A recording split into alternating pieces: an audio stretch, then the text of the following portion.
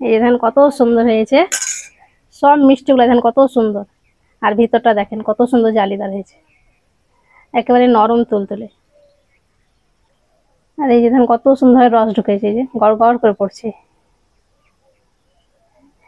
ছেড়ে দিচ্ছি, আবার সমান হয়ে যাচ্ছে, এই রসগোল্লার মতন হয়েছে স্পঞ্জ।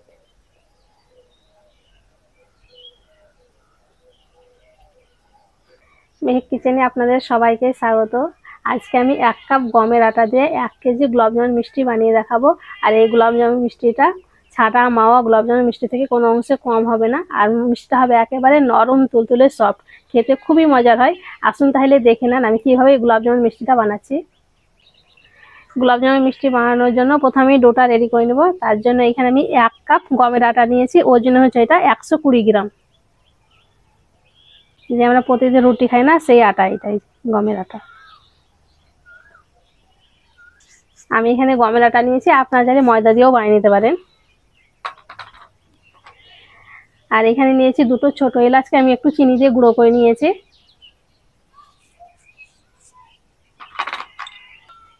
আর এখানে নিয়েছি খাবার সোডা। খাবার সোডা কতটা নিয়েছি আপনাদের দেখিয়ে দিচ্ছি। 4 চামচের এতটা নিয়েছি।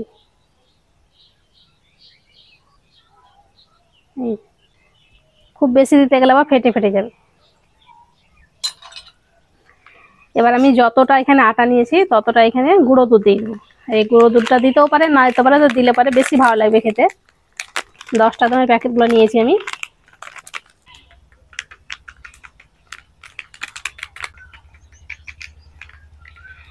এখানে আমি 4 প্যাকেট গুঁড়ো দুধ নিয়েছি। দেশি ঘি দিয়ে দেবো 2 চামচ।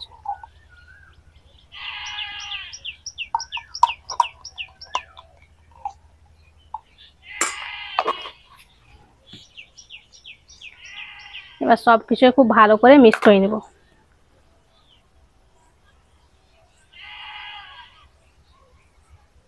এইভাবে একটু টাইম নিয়ে খুব ভালো করে মিশিয়ে নিতে হবে।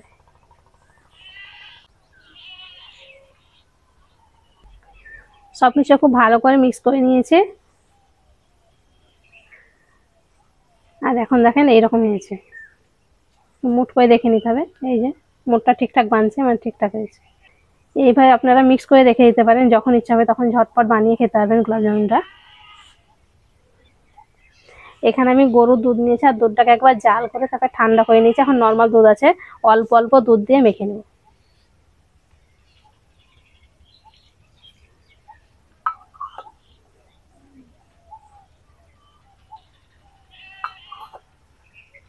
আর এই ডোটা একটু সফট করে মেখে নিতে হবে।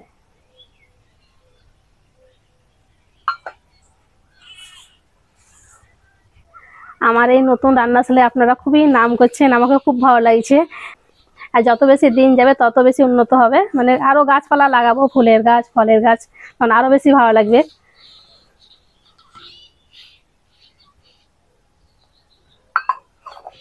আর আপনারাও বলবেন যে কোন কোন ফুলের গাছ লাগাবো বেশি ভালো লাগবে দেখতে, আর কোন সাইডে লাগাবো।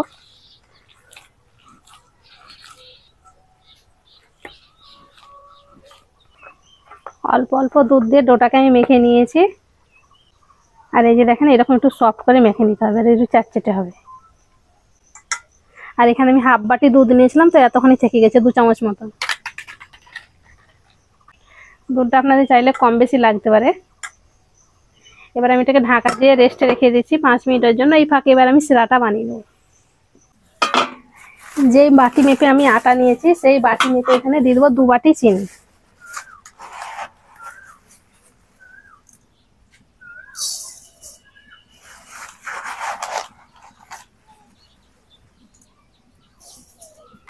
দিয়ে দিচ্ছি 3 বাটি পানি।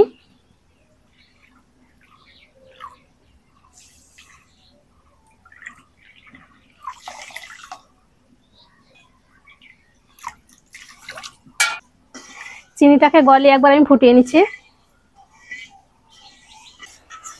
চিনিটা গলে সিরাটা ফুটতে শুরু করেছে। এবার আমি 3 থেকে 4 মিনিট এভাবে জাল করে নিব।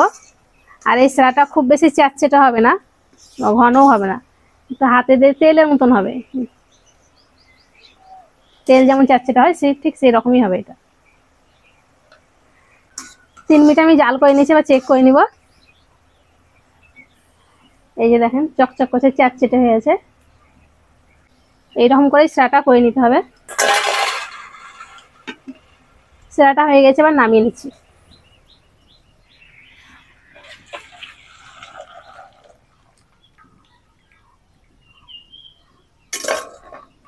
সেরাটা ঢাকা দিয়ে রেখে দেবো। আর কড়াইটাকে আমি ধুয়ে পরিষ্কার করে নিচ্ছি। কড়াইটা আমি ধুয়ে বসিয়ে দিয়েছি। কড়াইয়ে দিয়ে দিচ্ছি এবার সাদা তেল।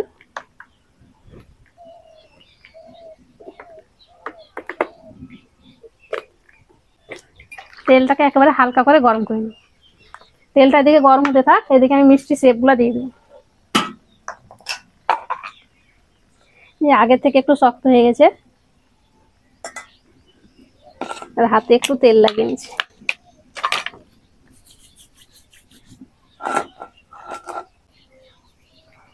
এবার হাত দিয়ে খুব ভালো করে গোল করে নেব।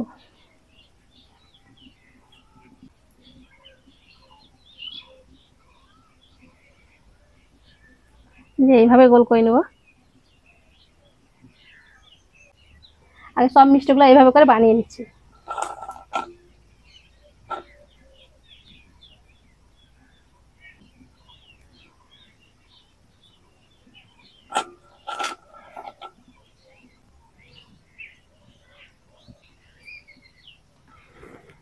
সব মিষ্টিগুলো আমি এইভাবে করে গোল করে নিয়েছি। আর 1 কাপ আটাতে কতগুলো হয়েছে, 16টা মনে হয়েছে। আর তেলটাও হালকা গরম হয়ে গেছে, আর মিষ্টিগুলো দেওয়ার আগে একবার গোল করে নেব এইভাবে।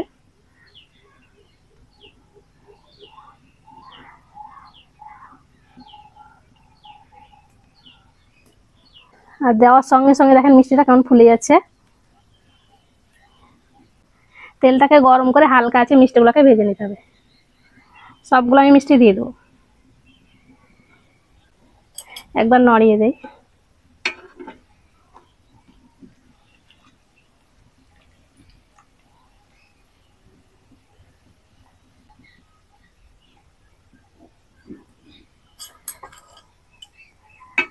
আর এইভাবে কড়াইটাকে নড়িয়ে নড়িয়ে মিষ্টিগুলোকে ভেজে নিতে হবে।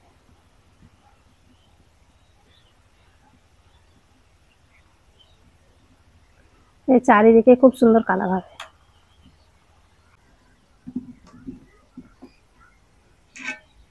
এবার এইভাবে ঘুরিয়ে ঘুরিয়ে ভেজে নেব।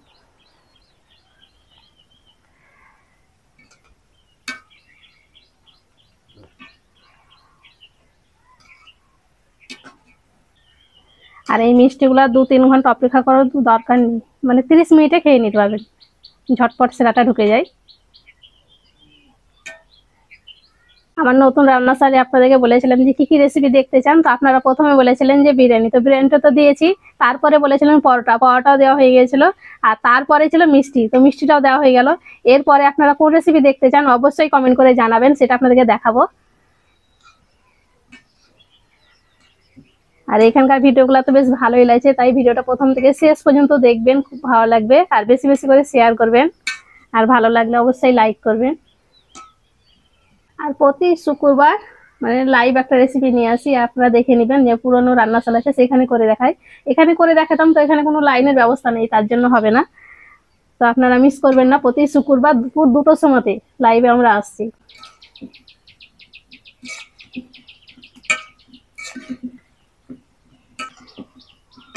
মিষ্টিগুলোকে আমি উল্টে পাল্টে গোল্ডেন ব্রাউন করে ভেজে নিয়েছি। আমি এরকম কালার করে ভেজে নিয়েছি, আপনারা চাইলে আর একটু ডার্ক করে নিতে পারেন। মিষ্টিগুলো ভাজা হয়ে গেছে, উঠিয়ে নেব এবার। আর সেরাটা যদি ঠান্ডা হয়ে যায় তাহলে পরে একটুখানি গরম করে নেবেন। সেরাটা আমার এখন হালকা গরম আছে।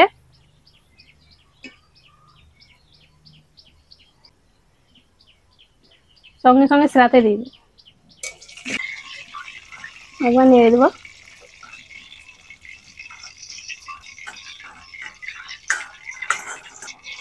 এগুলো 10 মিনিটের মধ্যেই মানে সেরাটা ঢুকে যাবে। এবার ঢাকা দিয়ে এটাকে 30 মিনিট রেখে দিচ্ছি।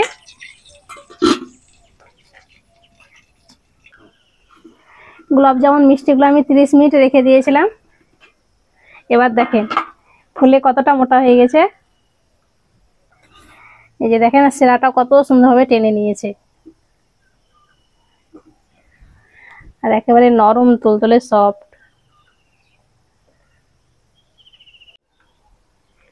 আর এই যে দেখেন কত সুন্দর রস ঢুকেছে, এই যে গড় গড় করে পড়ছে। ছেড়ে দিচ্ছি, আবার সমান হয়ে যাচ্ছে, এই রসগোল্লার মতন হয়েছে স্পঞ্জ।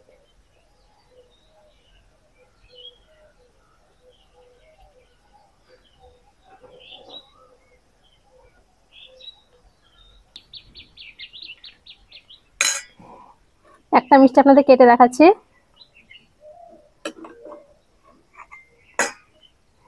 এই যে দেখেন ভিতরটা কত সুন্দর হয়েছে, কত সুন্দর ভাবে রস ঢুকেছে, আর একেবারে সফট,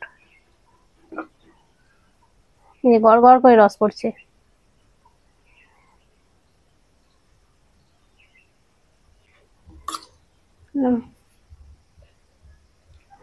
আমি হাতেই খাই।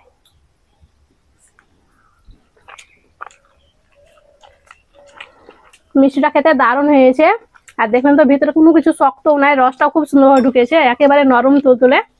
আর আমি যেভাবে দেখিয়েছি আপনারা ওইভাবে বানিয়ে দেখবেন, আপনাদের মিষ্টিটাও খুবই সুন্দর হবে। আশা করছি আজকের এই রেসিপিটি আপনাদের অনেক ভালো লেগেছে। ভালো লেগে থাকলে প্লিজ লাইক কমেন্ট শেয়ার করবেন, আর আমার চ্যানেলটি অবশ্যই সাবস্ক্রাইব করবেন। সবাই ভালো থাকবেন, সুস্থ থাকবেন, ধন্যবাদ। মিষ্টিটা খেতে কালো মিষ্টি মতো লাগছে। কালো মিষ্টি, কালো গোলাপ জামুন।